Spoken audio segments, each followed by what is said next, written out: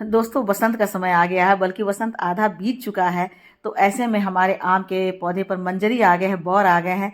यदि आपके आम के पौधे पर मंजर नहीं आए हैं तो उसके लिए क्या आपको उपाय करना है, क्या ट्रीटमेंट करना है, वो भी मैं इस वीडियो में बतलाऊंगी। साथ ही साथ यदि मंजरी आ गई है तो आगे चल कर के ये मंजरी सारे फल में कन्वर्ट हो जाए, यानी कि आम बन जाए, उसके लिए हमें क्या इसका केयर करना है, एक्स्ट्रा केयर क्या करना है, कौन सा फर्टिलाइजर अभी डालना है जिससे कि इस पर फ्लावर जो है वो फ्रूट बन जाए, और यदि फ्लावर नहीं आए हैं तो फ्लावर होने लगे।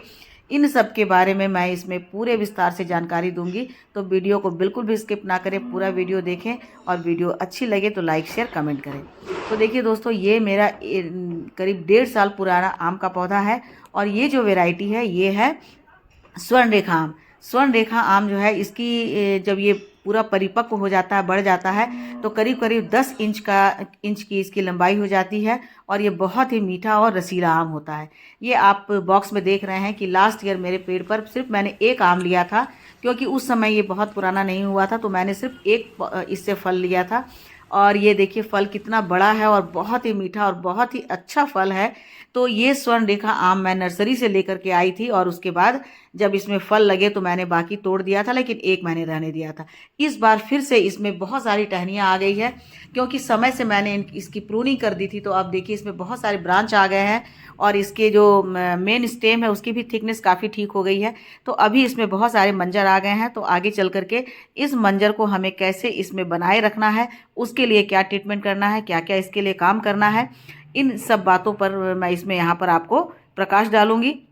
तो अभी देखिए दोस्तों, इस पर जो मंजरी आ गई है, तो मंजरी जब आ जाती है तो उस समय हमें क्या ट्रीटमेंट करना है। जो मंजरी खिल जाती है उस पर तो हम अभी कुछ नहीं डाल सकते हैं, क्योंकि वो खिल रही है, मतलब उस पर अभी पॉलिनेशन होगा, उस पर तितलियां आकर बैठेंगी। तो इसके लिए आपको क्या करना है कि आप शहद की 4 बूंदें लेकर के आधा लीटर पानी में घोल करके इसमें स्प्रे कर सकते हैं, जिससे कि इस पर जो है वो तितलियां आकर बैठेंगी, पॉलिनेशन होगा।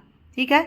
अब सबसे पहले ये बात बतला रही हूँ दोस्तों कि इसका पॉट साइज क्या रखना है। यदि आप नए हैं और अभी आप आम का पौधा नर्सरी से लाने जा रहे हैं तो ऐसा पौधा लीजिएगा जिसकी थिकनेस जो है 3 पेंसिल के मोटाई के बराबर जरूर हो, है ना उसको। और आप पॉट साइज क्या रखिएगा, कम से कम 15 इंच से ऊपर की ही पॉट साइज में इसे लगाइएगा, क्योंकि आम का पेड़ है वो छोटे प्लांटर में नहीं सर्वाइव करता है। अब जब मंजरी आ गई है, मंजरी में देखिए अभी फूल नहीं खिले हैं, जिस मंजरी पर उस पर आपको क्या करना है, नीम ऑयल का स्प्रे करना है, ताकि कोई उसमें कीड़ा नहीं लगे, पेस्ट का अटैक नहीं हो, तो वो फ्लावर अच्छे से खिल पाएँ और वो बिल्कुल कीट पतंगों से दूर रहें। इसके लिए अभी जो मंजरी जो बंधे हुए हैं, जो खिले नहीं हैं, मैं फिर से बता रही हूँ, जो खिल गए हैं उस पर नीम ऑयल का स्प्रे मत कीजिएगा, नहीं तो पॉलिनेशन नहीं होगा, तितलियां नहीं आएंगी, है ना। लेकिन जो नहीं खिले हैं अभी, उस पर आप एक बार स्प्रे कर दीजिए, क्योंकि खिलने में जब मंजरी आ जाती है तो उसके बाद खिलने में 10 15 20 दिन का समय लगता है। तो आप इस तरह से एक नीम ऑयल ले लीजिए, किसी भी कंपनी का ले लीजिए, और 1 लीटर पानी में 1 चम्मच नीम ऑयल बिल्कुल अच्छे से घोल करके और एक स्प्रे बॉटल में डाल करके स्प्रे कर दीजिए शाम के समय में, या आप सुबह भी कर सकते हैं, अर्ली मॉर्निंग कर देंगे। तो उसके बाद 10 दिन तक इसमें आप फिर से दोबारा नीम ऑयल का स्प्रे नहीं करेंगे। ठीक है दोस्तों। उसके बाद जो मंजरी खिल जाती है, खिलने के बाद आपको वो नहीं डालना है। अब क्या करना है, आपको इसमें फर्टिलाइजर डालना है। फर्टिलाइजर में क्या डालना है, सबसे पहले तो उसकी हल्की हल्की गुड़ाई करनी है। गुड़ाई बहुत ज़्यादा नहीं करनी है, क्योंकि यदि इनके रूट डिस्टर्ब होते हैं तो हमारे प्लांट खराब हो सकते हैं। इसलिए इस स्टेज पर आपको हल्की हल्की गुड़ाई करनी है। मेरा जो प्लांटर है वो एक थर्मोकोल बॉक्स है, जिसकी लंबाई चौड़ाई और गहराई काफ़ी ज़्यादा होती है, इसमें मिट्टी काफ़ी ज़्यादा आते हैं, तो इसलिए इसकी जो गुड़ाई हुई है वो 2 इंच की हुई है। लेकिन यदि आप 15 16 18 इंच के प्लांटर में यदि इसे लगाए हैं तो आप आधे इंच की गुड़ाई करें। आधे इंच की गुड़ाई करने में रूट डिस्टर्ब नहीं होगा। अब इसमें कौन सा फर्टिलाइजर डालना है, सबसे बेसिक फर्टिलाइजर डालना है दोस्तों, काउडंग कंपोस्ट, यानी गोबर की खाद। यदि गोबर की खाद आपके पास नहीं है तो आप वर्मी कंपोस्ट ले सकते हैं। गोबर की खाद मैं इससे सजेस्ट नहीं करूंगी, क्योंकि यदि गोबर की खाद थोड़ी सी भी गीली हो, कच्ची हो, तो उससे फंगस लगने का बहुत ज़्यादा खतरा रहता है, और आम के पेड़ पर यदि फंगस लग जाए तो वो बिल्कुल ख़राब हो जाता है। इसीलिए मैं सजेस्ट करती हूँ कि जो वर्मी कंपोस्ट होता है बिल्कुल सेफ़ होता है, सेफेस्ट होता है। तो आप किसी भी नर्सरी से जा करके आप वर्मी कंपोस्ट ला सकते हैं। वर्मी कंपोस्ट थोड़ी सी मॉइस्ट होनी चाहिए, बिल्कुल ड्राई नहीं होनी चाहिए। अच्छे कंपनी का आप लाएंगे तो वर्मी कंपोस्ट यदि आप ज़्यादा भी दे देंगे तो भी आपको कोई नुकसान नहीं होगा। जो मेरा बड़ा प्लांटर है उसके लिए मैं आधा केजी ली हूँ। यदि आपका प्लांटर छोटा है तो आप इसमें आधा केजी यानी कि इसका आधा भाग करके आप ले सकते हैं। बिल्कुल ऐसी भुरभुरी होनी चाहिए और इसे आप मिट्टी के ऊपर डाल दीजिए, मतलब गुड़ाई करके डालिए। मिट्टी के ऊपर सरफेस पर आपको नहीं डालना है, क्योंकि जब तक ये मिट्टी के अंदर जड़ों तक नहीं पहुंचेगा तब तक हमारे प्लांट को बहुत फ़ायदा नहीं होगा। तो चारों तरफ से गुड़ाई करके और सारी की सारी मिट्टी आप एक जो तना है, इसका मेन स्टेम है, उसके पास जमा कर दीजिए। तो एक रिंग सा बन जाएगा चारों तरफ, मतलब 5-6 इंच छोड़ करके। छोटा प्लांटर है तो 3 इंच आप छोड़ सकते हैं, यदि उससे बड़ा है तो 10 इंच भी छोड़ सकते हैं। और उसके बाद चारों तरफ से रिंग बना करके उसमें आप वर्मी कंपोस्ट डाल दीजिए इस समय। ठीक है। वर्मी कंपोस्ट जो है इसमें एनपीके होता है, नाइट्रोजन, फास्फोरस, पोटेशियम। ये तीनों हमारे प्लांट के लिए इस समय बहुत ज़्यादा ज़रूरी है, क्योंकि इसमें मंजरी लग चुकी है। अब मंजरी अच्छे से खिले और उसके बाद छोटे छोटे इसमें फ्रूट लग जाएं। तो फ्रूट लगने के बाद भी क्या डालना है वो भी मैं आप लोगों को बतलाऊंगी। उसके बाद दूसरी चीज़ डालना है इसमें नीम की खली। नीम की खली यदि आपका आपका प्लांट अभी छोटा है, यानी कि आप 3-4 महीने का है, जो कि अभी अभी आप खरीद कर लाए हैं, तो आप उसमें नीम की खली बिल्कुल भी नहीं दें। यदि आपका प्लांट 1 साल का हो गया है, 1.5 साल का हो गया है, तो आप 3 से 4 चम्मच नीम की खली उसमें ज़रूर डालें, क्योंकि नीम की खली में क्या होता है, माइक्रो न्यूट्रिएंट होता है। और साथ ही साथ इसमें एक नेचुरल ऑयल होता है जो प्लांट की जड़ों को बहुत अच्छे से मजबूती प्रदान करता है। तीसरी चीज़ इसमें जो बहुत एसेंशियल है वो डालना है अभी बोन मील, है ना। बोन मील या बोन डस्ट जिसे कहते हैं, ये हड्डियों का चूरा होता है, जो कि हमारे प्लांट के लिए बहुत ज़्यादा ज़रूरी है। इसमें होता है फास्फोरस और कैल्शियम, साथ ही साथ प्रोटीन होता है और थोड़ी मात्रा इसमें होती है नाइट्रोजन की।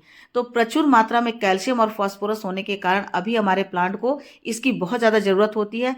तो इसको डालने से हमारी प्लांट की जड़ें मजबूत होती है, पत्तियों में चमक आती है, प्लांट पर जो फ्रूट है अच्छे से सेट होते हैं। प्लांट पर मंजरी नहीं आ रही है तो मंजरी भी आ जाएगी। तो जिस प्लांट पर मंजरी नहीं आती है दोस्तों, उस पर भी आपको यही सब ट्रीटमेंट करना है जो मैंने अभी बताया, कि आपको गुड़ाई करके उसमें वर्मी कंपोस्ट या काउडंग कंपोस्ट डाल दीजिए। उसके बाद यदि आपके पास बोन मील नहीं है और आप यूज़ नहीं करना चाहते हैं, क्योंकि ये नॉनवेज होता है, तो आप इसमें कैल्शियम पाउडर डाल सकते हैं, सुपर फॉस्फेट डाल सकते हैं। सुपर फॉस्फेट का भी आपको प्रोपोर्शन लेना है। बड़ा प्लांटर है तो 2 से 3 चम्मच, छोटा प्लांटर है 15 से 16-18 इंच का है तो आप 1.5 से 2 चम्मच उसमें डाल सकते हैं। यदि ये भी आपके पास नहीं है दोस्तों, तो उसका भी एक उपाय है कि आप चॉक पाउडर ले आइए, मार्केट में बहुत सस्ता मिलता है, और चॉक पाउडर को आप पाउडर बना करके उसमें डाल सकते हैं। उसके बाद एक चीज़ और है दोस्तों, इसमें मैग्नीशियम और डालने के लिए आपको एप्सम सॉल्ट डालना है। ठीक है, मैग्नीशियम सल्फेट होता है, तो ये डालना बहुत ज़रूरी होता है, क्योंकि हमारे प्लांट को अब इसमें कोई शॉक नहीं लगे, है ना। मौसम भी बदल रहा है, सर्दी से गर्मी आ रही है और हमारे प्लांट पर मंजरी भी लगी हुई है। तो इस समय, और मंजरी नहीं लगी है तब भी आप इसमें मैग्नीशियम ये के लिए आप इसमें एप्सम सॉल्ट जरूर डालिए। तो ये डाल देने के बाद आपके प्लांट को कोई नुकसान नहीं होगा। जिस प्लांट पर मंजरी नहीं आई है उस प्लांट पर मंजरी आने लगेगी, और मंजरी आ चुकी है तो मंजरी अच्छे से खिलेगी और उस पर अच्छे से आम के छोटे छोटे दाने लग जाएंगे। इसके बाद आप जो मिट्टी स्टेम के पास सटा करके रखे हुए थे, उन सब मिट्टी को आप अच्छे से फैला दीजिए, और उसको जितने भी फर्टिलाइजर दिए हैं उसको धीरे धीरे गुड़ाई करके मिट्टी में अच्छे से मिला दीजिए। और उसके बाद आपको पानी डालना है। ठीक है, पानी आपको बहुत ज़्यादा नहीं डालना है। और ये फर्टिलाइजर डालने से पहले आपको ध्यान रखना है दोस्तों कि आपके प्लांटर की मिट्टी बिल्कुल सूखी हो। गीली मिट्टी में आप नहीं डालेंगे, सूखी मिट्टी में डालेंगे। और इसके बाद जब आपको पानी डालना है तो पानी आपको उतना ही डालना है जितना कि ये भीग जाए, बहुत ज़्यादा नहीं डालना है। एक चीज़ माइक्रो न्यूट्रिएंट की इसमें बहुत ज़्यादा ज़रूरत होती है, तो उसके लिए सीवीड एक्सट्रैक्ट आप डाल सकते हैं, सीवीड ग्रैन्यूल डाल सकते हैं। जिस भी कंपनी का आपके पास सीवीड ग्रैन्यूल है या सीवीड एक्सट्रैक्ट है, इस समय आप उसे ज़रूर डालिए। तो किसी भी आप स्प्रे बॉटल ले ले, 1 लीटर पानी में आधा ढक्कन या 1 ढक्कन मिला करके अच्छी तरह से उसे शेक कर लीजिए, और उसके बाद जहाँ जहाँ मंजरी है सब मंजरी पर, पत्तों पर आप स्प्रे कर दीजिए। इससे क्या होगा कि, और साथ ही साथ आप इसको पानी में मिलाकर मिट्टी में भी डाल सकते हैं, जड़ों को भी ये माइक्रो न्यूट्रिएंट मिलेगा, और पत्तों के माध्यम से भी जो पत्ते हैं इस माइक्रो न्यूट्रिएंट को एब्जॉर्ब करेंगे, तो हमारे प्लांट की जो स्थिति है वो पहले से ज़्यादा बेहतर हो जाएगी। प्लांट के जो पत्ते हैं वो सूखेंगे नहीं, वो बिल्कुल ग्रीन रहेंगे, और वो सूरज की किरणों में अच्छी तरह से भोजन भी बना पाएंगे। और इस तरह से पूरे मंजरी पर भी आप इसको स्प्रे कर दीजिए। एक काम दोस्तों और करना है, इस समय इस स्टेज पर आपको हर महीने एक बार 20 से 25 दिन में कोई भी फंगिसाइड आपको ज़रूर स्प्रे करना है। चाहे तो मिट्टी में स्प्रे कीजिए पाउडर के रूप में, या पानी में डालकर आप उसे डालिए और पत्ते पर भी आपको स्प्रे कर देना है, जिससे कि किसी तरह का फंगस नहीं लगे। ये सारा ट्रीटमेंट कर देने के बाद आप देखेंगे कि प्लांट के जितने भी मंजरी हैं वो बड़े अच्छे से खिल रहे हैं। जहाँ नई नई ग्रोथ होनी है, देखिए दोस्तों, ये मेरा एक दूसरा आम का प्लांट है जो कि लखन भोग है। ये मेरा अभी पुराना नहीं हुआ है, 6 महीने ही है, तो इस पर मैं इस समय फ्रूट नहीं लूँगी, लेकिन इसकी ग्रोथ रुक गई थी तो मैंने इसमें माइक्रो न्यूट्रिएंट वाला वही सारा सब फर्टिलाइज़र डाला है। तो अभी देखिए कि इसकी ग्रोथ कितनी अच्छी हो रही है। ये अभी काफ़ी पतला है, इसलिए मुझे इससे फ्रूट नहीं लेना है, लेकिन इसकी ग्रोथ अच्छी हो जाए इसके लिए माइक्रो न्यूट्रिएंट का इसमें स्प्रे करना ज़रूरी है। और जितने फर्टिलाइज़र मैंने उसमें डाले वो सारे के सारे फर्टिलाइज़र यदि आप नया प्लांट लेकर आए हैं तो उसमें डालें। जितने भी आपके घर में जो भी फ्रूटिंग प्लांट है जिसमें फ्लावरिंग हो रही है, उन सभी पर आप इसको स्प्रे कर सकते हैं। ये मेरा मौसम्मी का प्लांट है, इसमें बम्पर फ्लावरिंग हो रही है और फ्रूटिंग भी हो रही है, फ्रूट स्टार्ट हो रहे हैं, इसमें सेट हो रहे हैं। तो इस समय इस पर भी आप इस माइक्रो न्यूट्रिएंट को स्प्रे कर सकते हैं। अब दोस्तों एक प्रश्न और ले रही हूँ जो कि मुझसे पूछा जाता है कि मेरे प्लांट पर फ्लावर तो आ रहे हैं लेकिन फिर भी वो फ्रूट नहीं बन पा रहे हैं, कारण क्या है? तो कारण ये हो सकता है दोस्तों कि आपके प्लांट पर पॉलिनेटर्स नहीं आते होंगे। अब पॉलिनेटर्स को अट्रैक्ट करने के लिए आपको क्या करना है, शहद ले लेना है। शहद को 1 लीटर पानी में शहद की 10, 12, 15 बूंदे आप डाल दें, 10 बूंदे भी है तो भी काफ़ी होगा, और इसे बिल्कुल अर्ली मॉर्निंग अपने प्लांट के ऊपर स्प्रे कर दें। अब शहद के अंदर एक तो उसकी बहुत अच्छी खुशबू होती है, दूसरा उसमें थोड़ा-सा चिपचिपापन होता है, तो ये पॉलिनेटर्स को बहुत ज़्यादा अट्रैक्ट करते हैं। तो यदि आपके आम के पौधे पर मंजर आ गए हैं और वो फ्रूट नहीं सेट हो रहे हैं, तो आप ये काम भी कर सकते हैं। ये काम करने से क्या होगा कि पॉलिनेटर्स आएँगे, फूल पर बैठेंगे, तो इस तरह से पॉलिनेशन स्टार्ट हो जाएगा।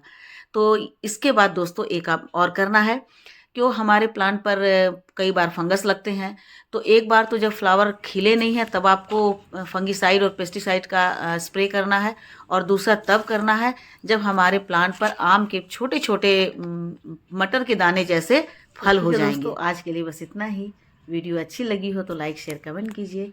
मेरे चैनल पे नए हैं तो मुझे सब्सक्राइब कर लीजिए। मिलती हूँ अगले वीडियो में फिर से एक नई जानकारी के साथ, तब तक मेरे साथ बने रहें। Thank you.